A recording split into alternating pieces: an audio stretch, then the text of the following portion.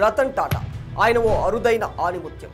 వేల కోట్ల ఆస్తులు ఉన్న అతనిలో అహానికి తావివ్వని తపస్వి. చెప్పాలంటే ఆయన ఓ నికార్సైన దేశభక్తుడు. దేశంలో వ్యాపారవేత్తలు చాలా మంది ఉన్నారు. ప్రపంచ కుబేరుల జాబితాలో బోలెడు మంది ఉన్నారు. కానీ రతన్ టాటా లాంటి వాళ్ళు ఒక్కరే ఉంటారు.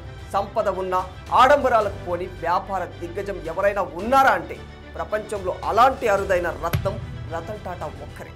అయితే ఆయన వద్ద ఉన్న వేల కోట్ల ఆస్తులను తన దగ్గర పనిచేసిన వారికి పెంపుడు సుంకాలకు ఇస్తూ వీలునామా రాసిన సంగతి ఆయన మరణానంతరం బయటకు వచ్చింది. అయితే తాజాగా రతన్ టాటా రాసిన వీలునామాను చూసి ఆయన సన్నిహితులు ఆశ్చర్యపోయారట.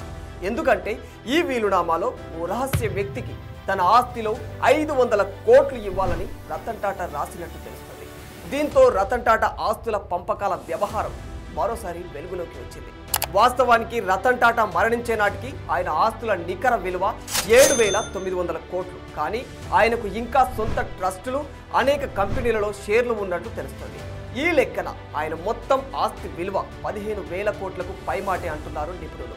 రతన్ టాటా అవివాహితులు కావడంతో ఆయనకంటూ సొంత వారసులు ఎవరూ లేరు. మరి లాభాల కంటే నిజాయితీకి ప్రాధాన్యత ఇచ్చిన రతన్ టాటా కష్టపడి కూడబెట్టిన ఈ ఆస్తి ఎవరికి దక్కుతుంది? అసలు ఆయన రాసిన వీలునామాలు 500 కోట్లు ఓ వ్యక్తికి ఇవ్వాలి అన్నట్లు తెలుస్తుంది. ఇంతకీ ఆ రహస్య వ్యక్తి ఎవరు? టాటా రాసిన ఆ వీలునామాలో ఇంకా ఎవరెవరి పేర్లు ఉన్నాయి? అయితే రతన్ టాటా ఆస్తిలో ఎక్కువ భాగం టాటా సన్స్లో వాటాల రూపంలో ఉంది. 2022లో సామాజిక సేవ కోసం Ratan Tata endowment foundation, Ratan Tata endowment trust సంస్థలను స్థాపించారు. వీటిని తన సొంత డబ్బుతో నిర్వహించారు. దేశంలోని అతిపెద్ద వ్యాపార సంస్థ టాటా గ్రూప్ హోల్డింగ్ కంపెనీ అయిన టాటా సన్స్లో టాటా ట్రస్ట్ల మొత్తం వాటా 66% ఉందట. లిస్టెడ్ కంపెనీల్లో టాటా సన్స్ మార్కెట్ విలువ 16.71 లక్షల కోట్లు ఉందని అంటున్నారు. ఓవరాల్గా రతన్ టాటా రాసిన వీలునామాలో చాలా మంది పేర్లు ఉన్నట్లు వినిపిస్తున్నా అవన్నీ ఊహాగానాలే తప్ప వాటిపై ఖచ్చితమైన క్లారిటీ అయితే లేదు. చట్టం ప్రకారం ఎవరి వీలునామా అయినా సరే దాన్ని అమలు చేసే వ్యక్తి ఎలా ఉండాలంటే వర్తించే చట్టాలను దృష్టిలో ఉంచుకొని మరణించిన వ్యక్తి చివరి కోరికలను నెరవేర్చాలి. మరణించిన వ్యక్తి ఏదైనా ఆస్తులను వీలునామాలో మెన్షన్ చేయకపోతే అలాంటి ఆస్తులను డిస్పోజ్ కూడా చేయవచ్చు.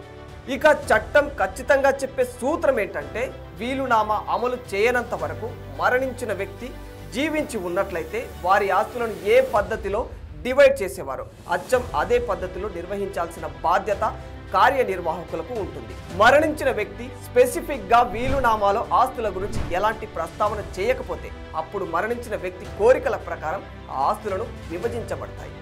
ఇక రతన్ టాటా తన వీలునామాలో 500 కోట్లు ఒక వ్యక్తికి ఇవ్వాలి అని చెప్పిన రహస్య వ్యక్తి గురించి మాట్లాడుకుంటే ఆయన మరెవరో కాదు, జంషెడ్పూర్కు చెందిన ట్రావెల్స్ వ్యాపారవేత్త మోహిని మోహన్ దత్తా అని కొన్ని ఊహాగానాలు వినిపిస్తున్నాయి.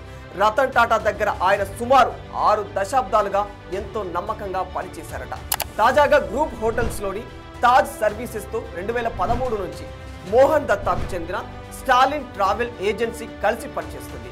అలాగే టాటా గ్రూప్ అధికారులు తెలిపిన వివరాల ప్రకారం మోహన్ దత్తా టాటా కుటుంబానికి చాలా సన్నిహితంగా ఉండేవారని కూడా తెలుస్తుంది. రతన్ టాటాకు 24 ఏళ్ల వయసు ఉన్నప్పటి నుంచే దత్తాకు ఆయనతో పరిచయం ఉందట.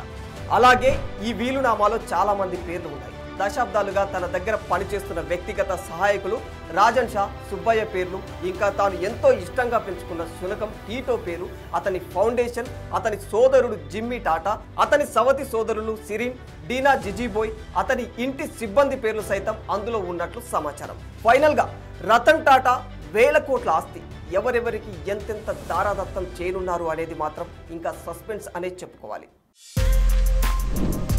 For more videos like this, subscribe Big TV channel.